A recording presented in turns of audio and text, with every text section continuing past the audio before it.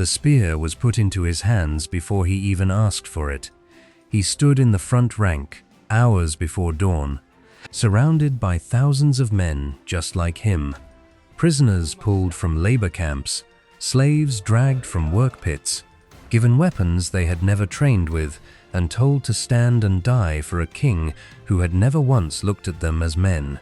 An officer screamed formation orders down the line. "Stand straight, hold your spear up, don't break rank." The man didn't look at the enemy across the field. He looked at the prisoner standing beside him. No words passed between them. None were needed. A look can carry a decision faster than any speech.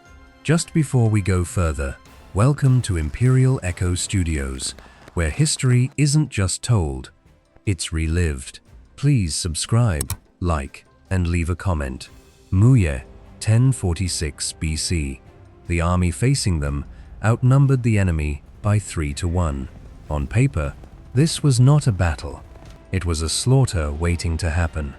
But numbers only matter when the men holding the weapons believe in what they're fighting for. This army was about to find out the hard way that it didn't. King Wu of Zhou marched into this field with a fraction of the soldiers his enemy commanded. King Zhou of Shang ruled through decades of brutal punishment, terror, and human sacrifice, and he believed size alone would win him this war. A third of his front line wasn't loyal soldiers. They were slaves and prisoners with no reason to die for him. Wu was a vassal lord who spent years building alliances Shang never took seriously. Zhou was a tyrant who trusted fear over loyalty. The question was simple.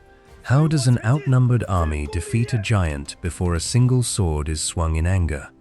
The commanders gathered in King Wu's camp, and the argument was the same one armies have had for thousands of years.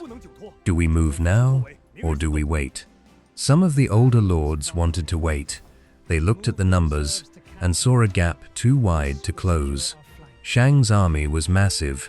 Zhou's coalition, even with every allied tribe counted, was still a fraction of that size. Give it a few more years, they argued. Build more alliances. Let the coalition grow before risking everything on a single field. It was not a foolish argument. It was the safe one. Wu listened to all of it. Then he made a different case entirely. He wasn't interested in matching Shang soldier for soldier. That math would never work in Zhou's favor. Not in 5 years, not in 20. What mattered wasn't the size of Shang's army. It was what was happening inside it. King Wu had spent years filling his ranks with conscripted slaves and prisoners, men with no loyalty to the throne that had enslaved them. That weakness existed right now. It wouldn't last forever. Eventually, Shang would notice the rot in its own ranks and purge it, replacing unreliable men with soldiers who actually believed in the cause. Waiting didn't make Zhou stronger. It gave Shang time to fix the one weakness Wu could actually exploit. The room stayed divided, numbers on one side, timing on the other. Then a messenger arrived with new information, and it settled the argument before anyone needed to vote. King Zhou was conscripting again. More slaves, more prisoners. He was growing his army's size while shrinking its loyalty at the exact same time, apparently unaware that he was making his own giant weaker with every new prisoner he forced into the front line. Wu looked around the room. The gap in numbers would never close, but the gap in loyalty was widening every single day. Shang stayed in power, and that gap was the only one that mattered. He gave the order to march. There was no version of this decision that allowed for turning back. The moment word reached Shang that Zhou's coalition was on the move, retreat would mean the end of every alliance Wu had spent years building. The army would advance, or it would cease to exist as a threat at all. Wu chose to advance. The Zhou army moved east toward Shang territory, and the road told a story before a single battle had begun. Villages along the route looked hollowed out. Fields sat half-tended because too many hands had been pulled away for conscription quotas. Some homes had no men left in them at all, just women and children working land that needed 3 times the people it had. Burned offering sites marked places where families had once prayed for protection from a king who offered them none. This was what decades of Shang rule looked like up close, and every Zhou soldier marching past it understood exactly why they were walking toward this fight. As the column moved, it grew. Allied tribal lords joined one at a time, each arrival a separate decision, a separate gamble. None of them were certain Shang's grip had weakened enough to challenge openly. Joining Wu's march was a bet that could end a bloodline if it went wrong. But one by one, lords who had watched Shang's cruelty for years made the same calculation. The risk of staying loyal to a tyrant was starting to look worse than the risk of standing against him. The coalition grew with every passing day. Still small, still outnumbered by any honest count, but growing. Then the army reached the plain at Muye, and every soldier in that column saw the truth of what they were facing for the first time. The Shang force stretched across the horizon, dense formations, packed shoulder to shoulder, banners covering more ground than the eye could comfortably take in a single glance. It was the kind of sight built specifically to make an enemy lose their nerve before the first weapon was even raised. Raw numbers, displayed like a wall. Some of the younger Zhou soldiers went quiet at the sight of it. A few allied lords exchanged glances that said more than words could. Wu studied the same field and saw something different. Not a wall, a crowd. And a crowd is not the same thing as an army, no matter how large it looks from a distance. The two forces had finally arrived at the same plain. What happened next would not be decided by who had more men standing on that field. Both armies formed up across the plain at Muye, and then nothing happened. This is the part of every battle that the history books rush past, but it is often the most dangerous stretch of time for the smaller side. Standing still, facing a force several times your size, gives fear room to grow. The longer the two armies stared at each other without moving, the more that fear spread through Zhou's ranks. Some allied lords began questioning the decision out loud, not loudly enough to be heard by Wu directly, but loud enough that the doubt moved through the camp the way doubt always does, quietly, soldier to soldier, until it becomes its own kind of weather. They had marched a long way and gambled everything on a calculation about loyalty inside Shang's ranks. Standing here now, facing the sheer physical size of that army, the calculation felt a lot less certain than it had back in the council tent. On the other side of the field, Shang's commanders weren't worried at all. If anything, they were amused. They looked across the plain and saw exactly what they expected to see: a small coalition of vassal lords and a front line padded out with conscripted slaves, the same kind of slaves Shang itself used to fill its own ranks. To them, this wasn't a real threat. It was an inconvenience that would be cleared off the field within the hour. Open contempt moved through their formation the same way doubt moved through Zhou's. Wu stood at the front of his own lines and ignored both reactions. He wasn't watching his own men's fear, and he wasn't watching Shang's confidence. He was watching one specific thing: the Shang front line itself. The slaves and prisoners forced into position at the front of King Zhou's massive army, men who had been handed weapons they never asked for and ordered to die for a throne that had never once treated them as anything but property. The entire plan rested on one piece of intelligence that no scout could confirm in advance. Would those men actually fight? Or would they simply refuse the moment the order came to advance? Everything Wu had built, the alliances, the timing, the long march east, came down to that single unanswered question. He didn't have to wait much longer to find out. The order to advance moved down the Shang line, and for a moment, everything looked exactly as their commanders expected. Then the cracks started showing. It wasn't a dramatic break, nothing as clean as men dropping their weapons and running. It was smaller than that, and harder to explain to anyone who wasn't watching closely. Men in the front rank slowed half a step behind the pace the officers were calling. Spears that should have been raised level and steady wobbled slightly, held by hands that weren't gripping them with any real intention to use them. A few conscripts shuffled forward like men walking toward a punishment, not men walking toward a fight they believed in. To most observers on that field, it would have looked like nothing. Nerves, maybe. The normal hesitation of any army closing the distance before a clash. Wu saw something else. He had spent years studying exactly this kind of weakness. The difference between an army that is afraid and an army that simply doesn't care whether it wins. Fear still moves forward. Fear still fights, because fear of the enemy in front of you can be stronger than fear of the consequences behind it. What Wu was watching wasn't fear. It was the absence of will. These men had no stake in this outcome. They weren't fighting for a king who had given them anything worth protecting. They weren't fighting for land, or family, or loyalty earned through fair treatment. They were fighting because a spear had been put in their hands and they'd been told to stand in a particular spot. That kind of obligation breaks the moment real pressure is applied to it. Wu understood that Shang's officers would notice the same hesitation any second now.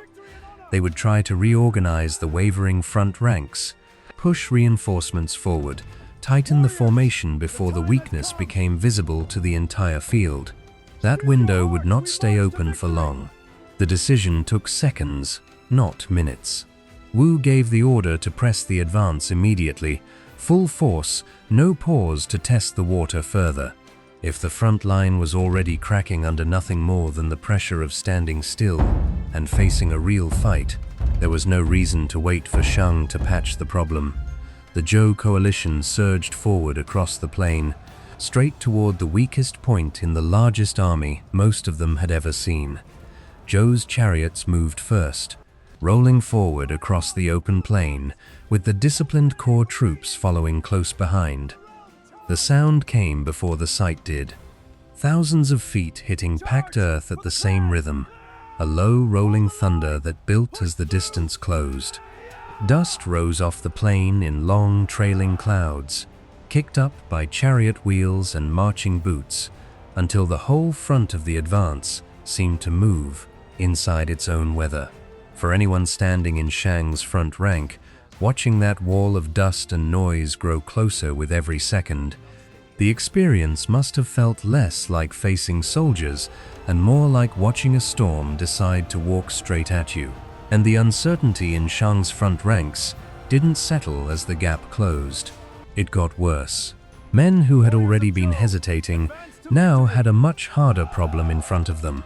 A fast, disciplined, committed force bearing down on a line that had never fully committed to anything. Some tried to brace, some looked over their shoulders, searching for officers who might tell them what to do, or simply checking how far the retreat option still was. A few held their ground out of habit more than conviction. Then the two forces collided, and it was nothing like the clean, brutal clash that battles are usually remembered for. It was lopsided in a way that felt almost strange to witness. Zhou's troops hit the line with full intention. Weapons committed, formation tight. Shang's front ranks barely offered the kind of organized resistance a force their size should have produced. Some conscripts fought because they had no other immediate option once the lines met. Others barely engaged at all, more focused on staying alive in the chaos than on defending a king who had never once defended them. It wasn't a battle in the way either side had trained for. It was one army fighting at full force against another army that was only partly there, fractured before the real violence had even fully begun.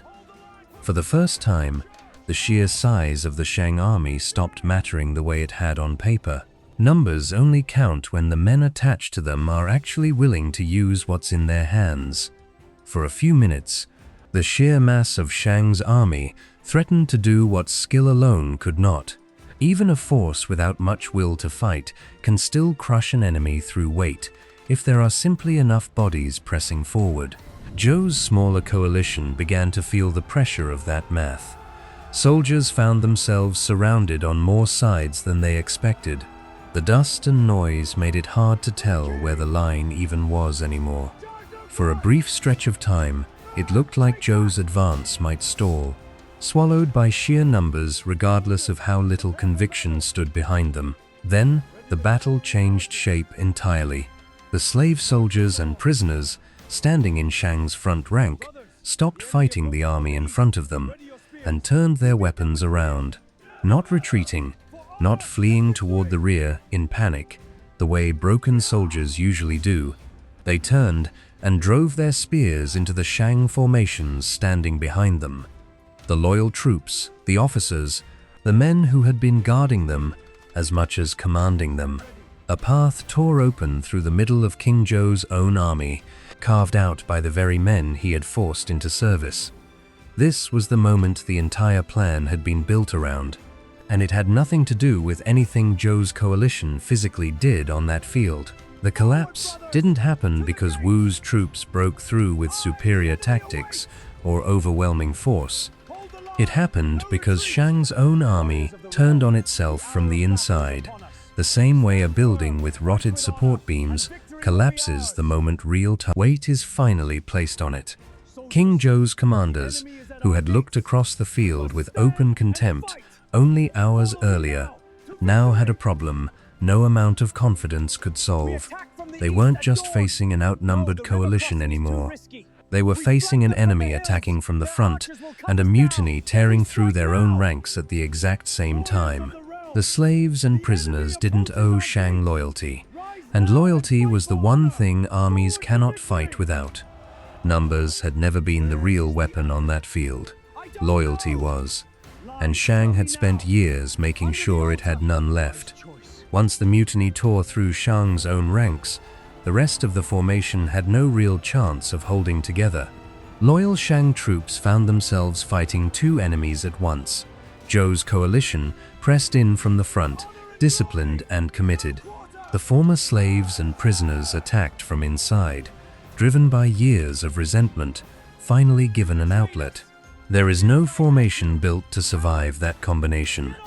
Officers who had spent the morning confident in their numbers now had no clear front line left to organize, no clean direction to face, no way to tell friend from former prisoner in the chaos spreading across the field. The Shang army broke apart in pieces rather than all at once, units collapsing as the panic spread outward from the center. King Zhou retreated toward his capital at Yin, and what followed became its own kind of race. Wu's forces needed to reach the capital before Shang's remaining loyalists could regroup behind its walls. Before Zhou could organize any real defense out of what was left of his shattered army. Every hour mattered. A king given time to rally even a fraction of his loyal forces inside a fortified capital was still dangerous, regardless of what had happened on the open plain at Muye. The human cost of that single day was already enormous, and it didn't stop accumulating once the formation broke. Dead soldiers lay scattered across ground that had been empty grassland that morning. Men from both sides who had nothing in common except the timing of their deaths. Defectors who had turned their weapons that day now had to live with everything that decision meant, win or lose, for the rest of their lives. Allied lords who had gambled their names and their bloodlines on joining Wu's coalition watched the outcome unfold with the specific tension of men who understood exactly how much they had risked. This was never a battle with a clean, single moment of victory.